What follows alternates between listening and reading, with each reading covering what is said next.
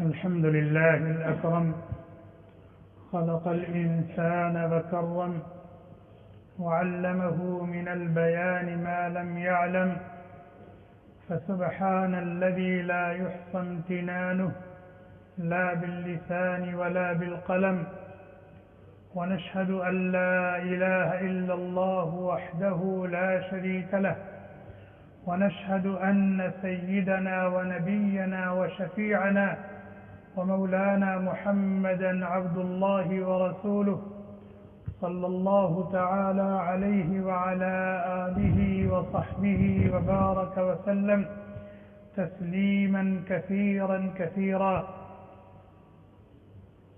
أما بعد، أعوذ بالله من الشيطان الرجيم. بسم الله الرحمن الرحيم. إنما يفتري الكذب الذين لا يؤمنون بآيات الله وأولئك هم الكاذبون. عن عبد الله بن عباس رضي الله عنهما قال: قال رسول الله صلى الله عليه وسلم: من تحلم بحلم لم يره كلف أن يعقد بين شعيرتين ولن يفعل. ومن استمع إلى حديث قوم وهم له كارهون صب في أذنيه الآنك يوم القيامة.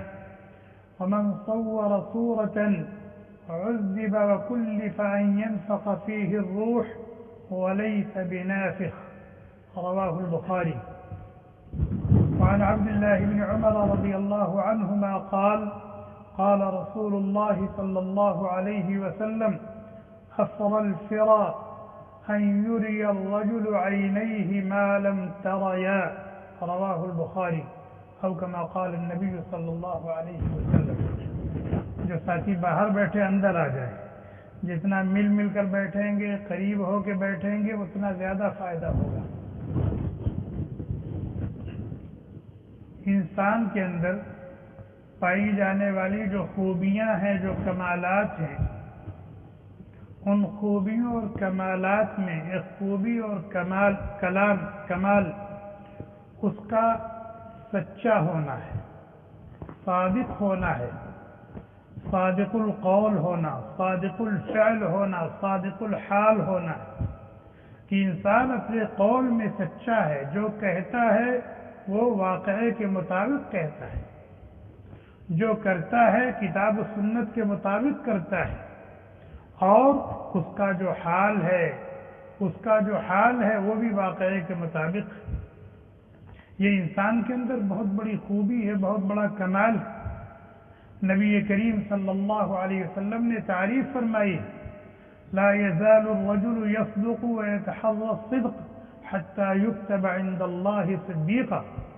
انسان سچ بولتا ہے اور سچ بولتا رہتا ہے، سچ بولنے کی کوشش کرتا رہتا ہے، یہاں تک کہ اللہ تعالیٰ کے دفتر میں اس کو صدیق لکھ دیا جاتا ہے. اللہ کے ہاں اس کو صدیق لکھ دیا جاتا ہے.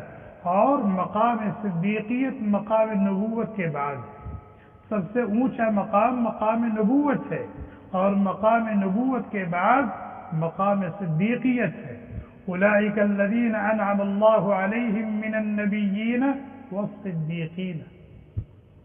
تو جو آدمی سچ بولتا ہے اور سچ کرتا ہے، سچ بولتا رہتا ہے، سچ کرتا رہتا ہے، سچ بولنے اور سچ کرنے کی کوشش کرتا رہتا ہے، اپنی اس محنت اور کوشش کی برکت سے اللہ کے ہاں اس کو صدیق لکھ دیا جاتا ہے اور مقام صدیقیت پر فائز کر دیا جاتا ہے. اور انسان کے اندر پائے جانے والے جو عیوب ہیں، جو کمیاں اور خامیاں ہیں، جو نقائص ہیں، ان میں ایک بہت بڑا عیب، بہت بڑی کمی، بہت بڑا نقص، بہت بڑی اخلاقی بیماری جھوٹ بولنا ہے. کاذب الفعل ہونا، کاذب القول ہونا، کاذب الحال ہونا، یہ بہت بڑا نقص ہے انسان کے اندر.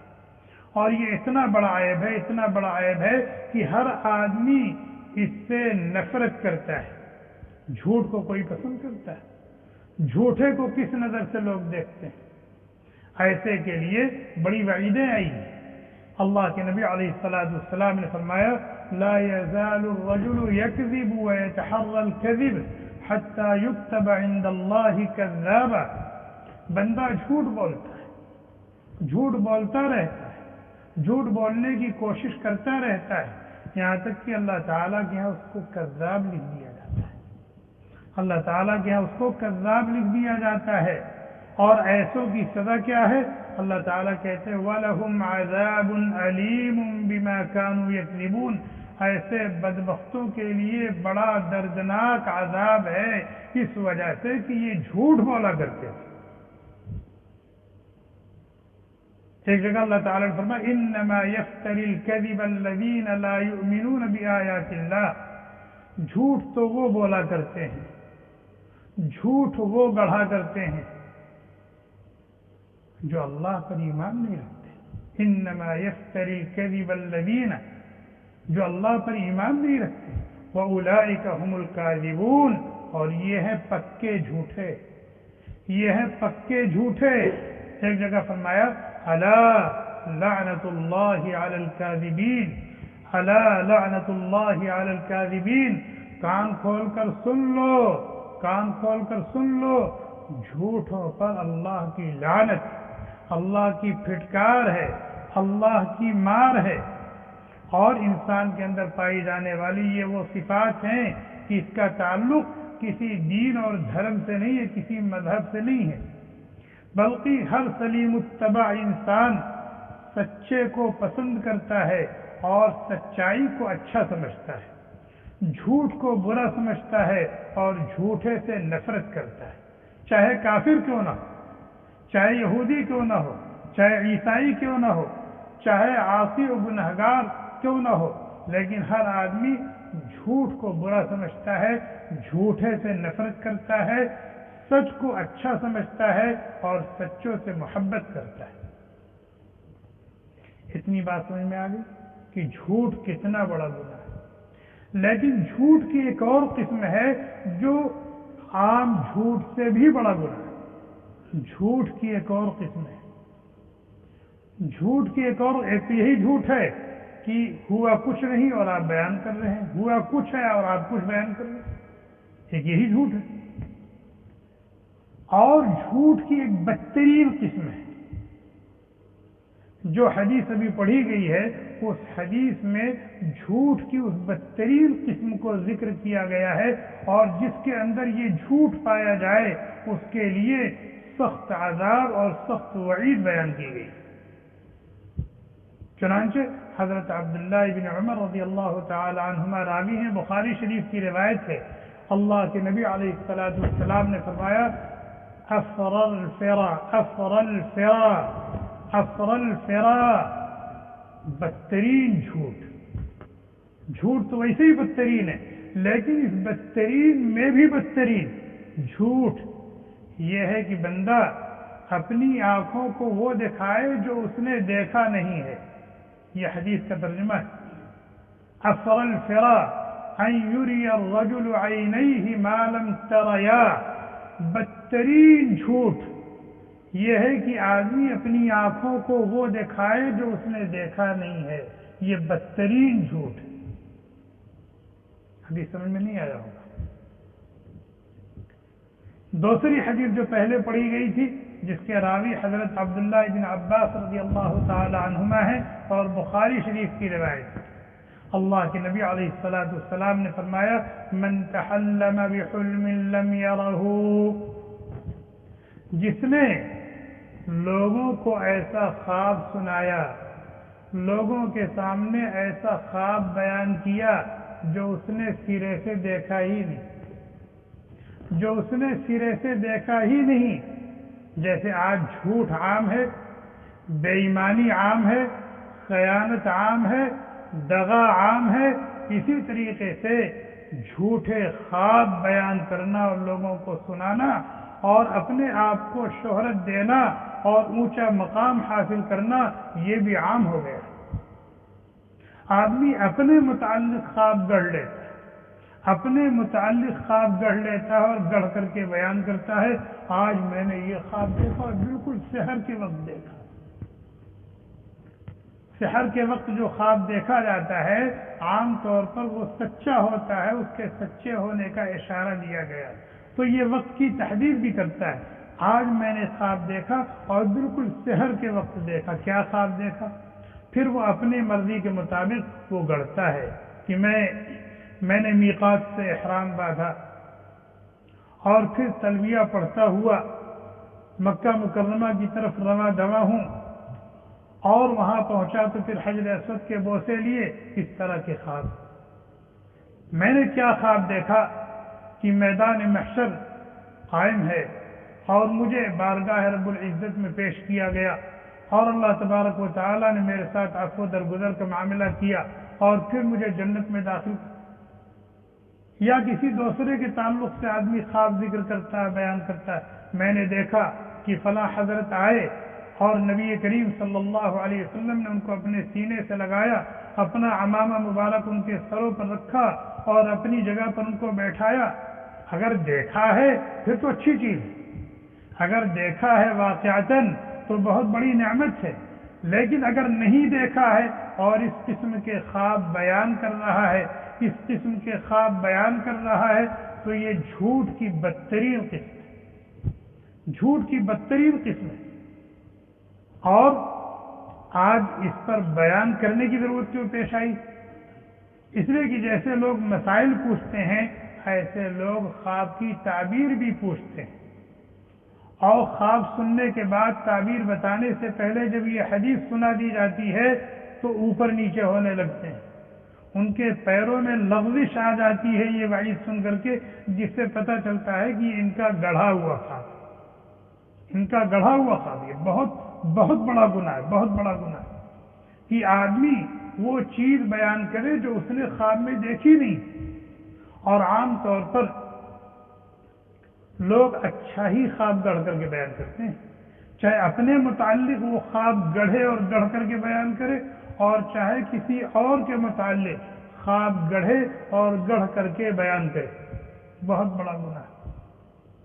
اور جھوٹے کے لیے جو وعیدیں ہیں، اس کے لیے جو سزائیں ہیں وہ تو اس کو ملے گی، لیکن اس کو ایک خاص قسم کا عذاب دیا جائے گا اور اس کے لیے ایک خاص قسم کی سزا ہوگی۔ جھوٹوں کے لیے جو سزائیں ہوں گی، وَلَهُمْ عَذَابٌ أَلِيمٌ بِمَا كَانُوا يَكْذِبُونَ أَلَا لَعْنَةُ اللَّهِ عَلَى الْكَاذِبِينَ، جو عذاب اور سزائیں ہوں گی وہ ہوں گی، لیکن اس جھوٹے کے لیے ان سزاؤں کے ساتھ ایک اور سزا ہوگی۔ کیا؟ اس کو جو کے 2 دانے دیے جائیں گے۔ کیا دیے جائیں گے؟ كُلِّفَ أَن يَعْقِدَ بَيْنَ شَعِيرَتَيْنِ، شعیرتن جو کو کہا جاتا ہے، شعیرتین 2 جو جانتے ہیں نا، گیہوں سے تھوڑا سا بڑا ہوتا ہے، اس میں نوک نکلا رہتا ہے، وہ دیا جائے گا اور اس سے کہا جائے گا اس میں گرہ لگاؤ، دونوں جو میں جو کے دونوں دانوں میں کیا کرو؟ گرہ لگاؤ۔ جیسے دھاگا ہوتا ہے اس میں گرہ لگائی جاتی ہے، یہ دیکھیے اس میں گرہ لگا، گرہ لگ گئی آسانی سے۔ جو کے 2 دانے اس کو دیے جائیں گے اور اس کو مکلف کیا جائے گا، فرشتہ گرز لے کر کھڑا رہے گا اور اس سے کہے گا ان دانوں میں گرہ لگاؤ، لگا لے گا۔ حدیث میں اللہ کے نبی علیہ السلام نے فرمایا لن یفعل،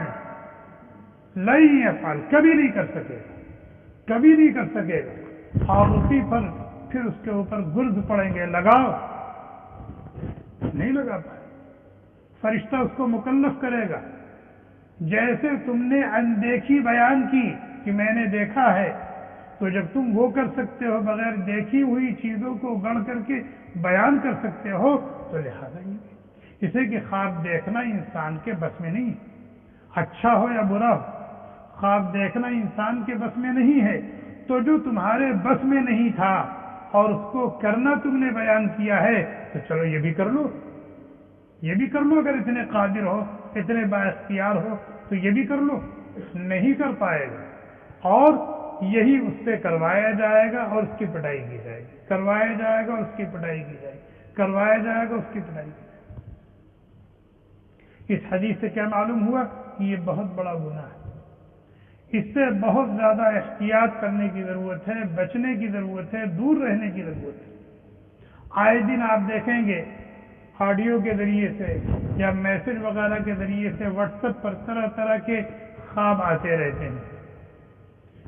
بہت پہلے آپ نے دیکھا ہوگا 20-25 سال پہلے 6 مہینے میں 1 سال میں ایک ورقہ تقسیم ہوتا تھا اور جگہ جگہ مسجدوں میں رکھا رہتا تھا، اور اس پہ کیا لکھا رکھتا تھا؟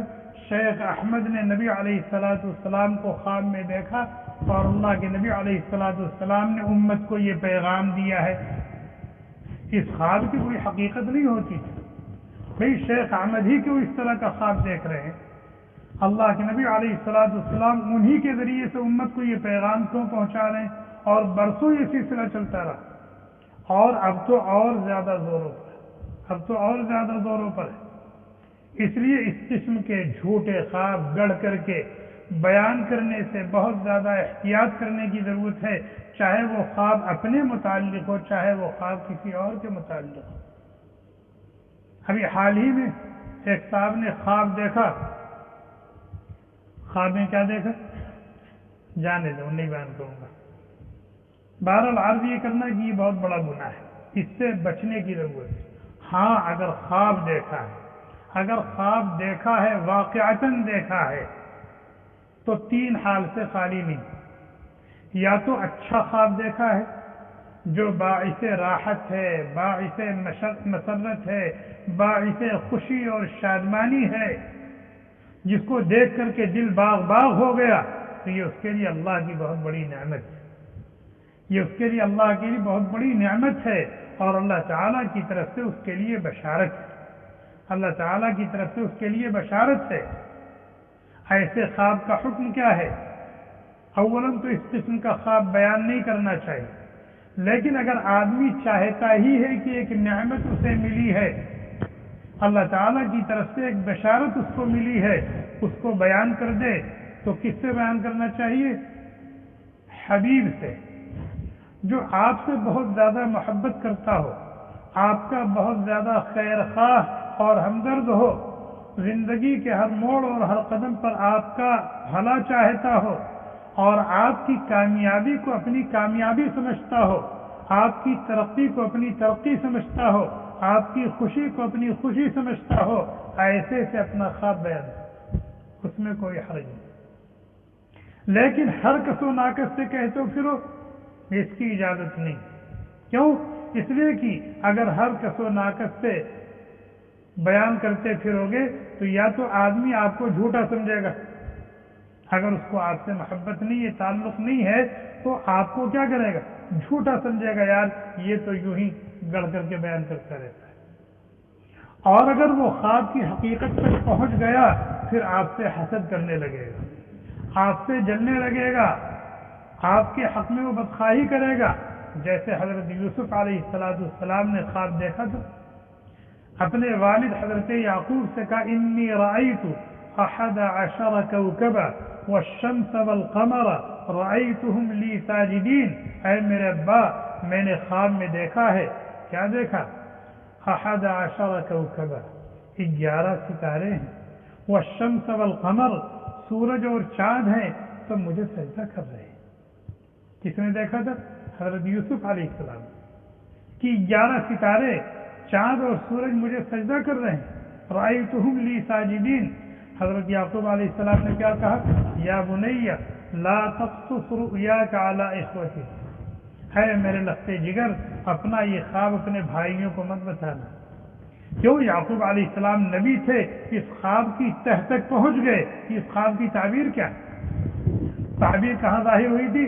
مصر میں ظاہر ہوئی تھی، اور کتنے سال کے بعد؟ 40-50 سال کے بعد ظاہر ہوئی تھی اس کی تعبیر۔ اور وہ کیا تھا کہ ان کے یوسف علیہ السلام کے 11 بھائی جنہوں نے یوسف علیہ السلام کو قتل کرنے کی اور راستے سے ہٹانے کی بھرپور کوشش کی تھی، ان سبوں نے جا کر کے حضرت یوسف علیہ السلام کو سجدہ کیا تھا، اور پھر ان کے والد حضرت یعقوب علیہ السلام اور ان کی خالہ جو ان کی سوتیلی والدہ تھی، انہوں نے جا کر کے سجدہ کیا تھا۔ تو فرمایا لا تقصص رؤیاک علی اخوتک، اپنے بھائیوں سے نہ بتانا ہو سکتا ہے ان کو تم سے جلن ہو جائے، اس لیے کہ وہ بھی ابنائے رسول ہے نا۔ جب یہ خواب سنیں گے تو اس کی تہ تک پہنچ جائیں گے، اس خواب کا مطلب کیا ہے، تو ان کو حسد ہو جائے گا، جلن ہو جائے گی۔ تو یہاں سے یہ معلوم ہوتا ہے کہ اگر اچھا خواب دیکھا ہے، عمدہ خواب دیکھا ہے، تو کسی سے بیان مت کرو کہ لوگ حسد کرنے لگیں گے، جلن کرنے لگیں گے، یا تم کو متہم کریں گے، تمہیں جھوٹا سمجھیں گے۔ ہاں اگر کوئی بہت زیادہ چاہنے والا، محبت کرنے والا، قریبی ہے، اس سے بتانا چاہو تو بتا۔ اور اگر آدمی کبھی کبھی خواب دیکھتا ہے انتہائی ڈراؤنا، گھبرا دینے والا، اور یہ بھی کبھی کبھی اللہ تعالیٰ کی طرف سے ہوتا ہے، اور مقصد اپنے بندوں کو متنبہ کرنا ہے، اس کو صحیح رخ دینا ہے۔ جیسے کسی نے خواب میں دیکھا کہ میں مر گیا ہوں، مجھے کفنایا جا رہا ہے، میرے دفن کی ترتیب بن رہی ہے، اس طرح کے خواب اللہ تعالیٰ دکھاتے ہیں تاکہ اس بندے کی زندگی کے رخ کو موڑ دیں۔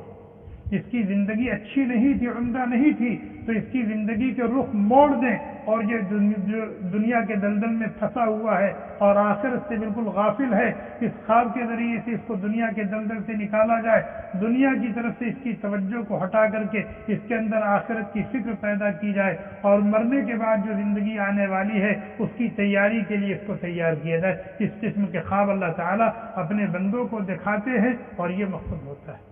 اگر اس قسم کے خواب ہیں تو وہ بھی کسی سے بتانا نہیں چاہیے، بلکہ اس سے عبرت لینی چاہیے، سبق لینا چاہیے، اور اس سے عبرت لینا چاہیے، اس سے سبق لینا چاہیے، اور اس خواب کے شر سے اللہ کی پناہ مانگنی چاہیے، اس خواب کے شر سے اللہ کی پناہ مانگنی چاہیے۔ یہ خواب کی دو قسمیں ہو گئی، رؤیا صادقہ، رؤیا صادقہ سچا خواب جو باعث خوشی اور راحت ہو یا باعث رنج و غم ہو۔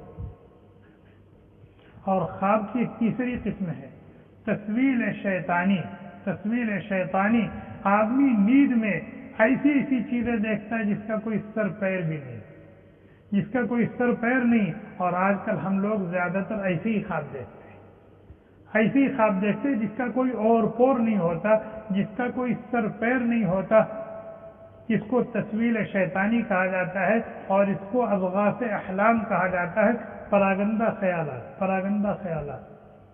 ایسے موقع پر نبی کریم صلی اللہ علیہ وسلم کی تعلیم یہ ہے کہ آدمی جب نیند سے بیدار ہو تو اسے بائیں طرف 3 مرتبہ تھوکنا چاہیے، اور پھر اعوذ باللہ من الشیطان الرجیم، اعوذ باللہ من شر ھذا الرؤیا، اس طرح کے کلمات پڑھ لے۔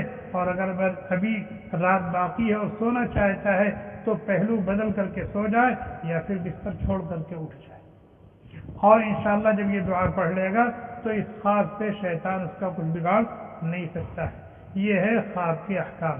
لیکن یہ حدیث جو میں نے پڑھی تھی وہ صرف اس بات کو بتانے کے لیے کہ جھوٹ کی یہ بدترین قسم ہے کہ آدمی خواب کو گڑھے اور گڑھ کر کے بنائے، چاہے بیان کرے، چاہے اپنے متعلق ہو اور چاہے کسی اور کے متعلق ہو، یہ بہت بڑا گناہ ہے۔ ایک شارح حدیث صاحب تحفۃ الاحوذی، انہوں نے اس حدیث کی شرح کی ہے اور خود سوال قائم کیا۔ سوال کیا قائم کیا؟ سوال یہ قائم کیا کہ جیسے آدمی بیداری کی حالت میں خلاف واقعہ بات کہتا ہے تو جھوٹا ہے، اسی طریقے سے آدمی نیند کی حالت میں اس طرح کی کوئی بات، نیند سے متعلق اس طرح کی کوئی بات کرتا ہے خلاف واقعہ، تو وہ بھی جھوٹ ہونا چاہیے۔ جیسے بیداری کی حالت میں آدمی خلاف واقعہ بات کرتا ہے تو یہ جھوٹ ہے اور یہ جھوٹا ہے، اسی طریقے سے کہ نیند کی حالت کے متعلق کوئی آدمی خلاف واقعہ بیان کرتا ہے کہ میں نے یہ دیکھا ہے خواب میں، تو یہ بھی ایک جھوٹ ہے۔ لیکن یہ اس سے بڑھا ہوا کیوں ہے؟ یہ اس سے بڑھا ہوا کیوں ہے؟ سمجھ میں آیا نا سوال؟ یہ انہوں نے خود سوال قائم کیا اور پھر اس کا جواب دیا کہ بیداری کی حالت میں بولا جانے والا جھوٹ، خلاف واقعہ کہی جانے والی بات، یہ جھوٹ ہے۔ لیکن اگر کوئی آدمی نیند کی حالت میں کہ کوئی خواب دیکھنے کو بیان کرتا ہے، ذکر کرتا ہے، تو یہ اس سے بڑا جھوٹ اس لیے ہے کہ اللہ کے نبی علیہ الصلوۃ والسلام نے فرمایا، بخاری شریف کی روایت ہے، مسلم شریف کی روایت، الرؤیا الصادقہ جزء من النبوہ، الرؤیا الصادقہ جزء من النبوہ، سچا خواب نبوت کا ایک حصہ ہوتا ہے۔ کیا؟ سچا خواب نبوت کا ایک حصہ ہوتا ہے۔ حضرت ام المؤمنین عائشہ صدیقہ رضی اللہ تعالی عنہ کہتی ہیں، بخاری و مسلم کی روایت ہے کہ جب نبی کریم صلی اللہ علیہ وسلم کو نبوت ملنے والی تھی تو اس سے 6 مہینہ پہلے سے آپ کو اچھے اچھے خواب نظر آتے تھے۔ کیا؟ آپ کو اچھے اچھے خواب نظر آتے تھے، اور ایسے سچے ہوتے تھے کہ رات میں آپ خواب دیکھتے تھے، صبح کو اس کی تعبیر آپ کی آنکھوں کے سامنے ہوتی تھی، اتنے سچے خواب ہوتے تھے۔ اور یہ سلسلہ 6 مہینے تک چلتا رہا۔ اس کے بعد اللہ تعالیٰ نے آپ کو خلعت نبوت سے سرفراز فرمایا، نبوت کا تاج آپ کے سر مبارک پر سجایا۔ تو اللہ کے نبی علیہ السلام نے فرمایا کہ سچا خواب یہ بھی نبوت کا ایک حصہ ہے۔ اور نبوت کا تعلق کس سے ہے؟ نبوت وہبی ہے یا کسبی ہے؟ وہبی کا مطلب یہ ہے کہ اللہ کے دینے سے ملتی ہے، محنت اور مجاہدے سے اس کو حاصل نہیں کیا جا سکتا، عمل کر کے کوئی آدمی نبی نہیں بن سکتا، اس نعمت کو حاصل نہیں کر سکتا۔ تو جب اس کا تعلق اللہ تبارک و تعالیٰ کی وحی سے ہے، نبوت کا تعلق وحی سے ہے، تو گویا کہ یہ دعویٰ کر رہا ہے کہ اللہ تعالیٰ نے مجھے یہ چیز دکھائی ہے۔ تو یہ گویا کہ اللہ پر ایک بہتان باندھ رہا ہے۔ کیا کر رہا ہے؟ اللہ نے ایک چیز اس کو نہیں دکھائی، اللہ نے ایک چیز اس کو نہیں دکھائی، اور یہ دعویٰ کر رہا ہے کہ اللہ نے مجھے یہ چیز دکھائی ہے، اللہ نے مجھے یہ چیز دکھائی ہے۔